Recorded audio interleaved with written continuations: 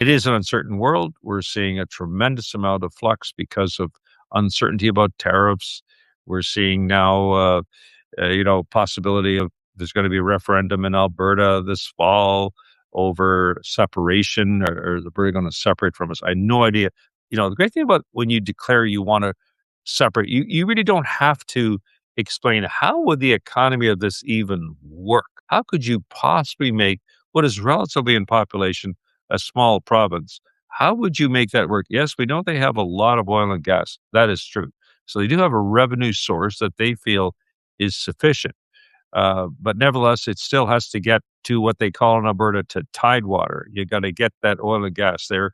And Prime Minister Carney flew to Alberta, and he and Daniel Smith, the premier, they agreed on a pipeline to run through southern British Columbia to the coast, and I presume that's going to be a really important one. And I did find that the polling is demonstrating that more and more Canadians are in favor of this. Of the pipeline. It was extraordinary to see this week. I hear a lot of negatives down here in Nova Scotia about it because a lot of people here are very sensitive to the environment. They feel that pipelines are anathema to it. But when you have a conversation with them, ask, okay, well, is Alberta just to sit on that oil and gas, do nothing with it?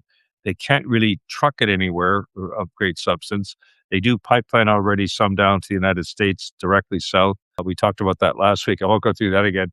But, they're still kind of very much land bound, and it makes it very difficult for them to get the full value.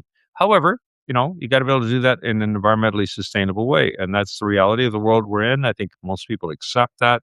And finding that balance will be the challenge, as well as working with Indigenous peoples, because that pipeline will be crossing Indigenous territory in British Columbia.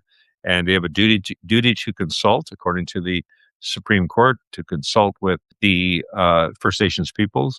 So we'll have to see, obviously, how that goes. But the biggest change that Mark Carney brought, Laura, is that he's put a 2-year horizon. Once it begins, a 2-year horizon on all regulatory aspects of it, including Indigenous consultation, all of it to take place, environmental, everything, simultaneously. So usually these are 10 plus years and maybe many more. Now they've shrunk it all down to 2 years. Let's just see if that works, because this is a major initiative that the Prime Minister is moving forward on to offset the impending elimination of CUSMA and all of that. We still have very high tariffs way beyond it, illegally put in place on steel, aluminum, lumber products, and forest products, and also auto. They're all violation of CUSMA, but he's doing them anyway, claiming that there are, terrorist reasons or some kind of lame excuse, fentanyl. He tries everything he possibly can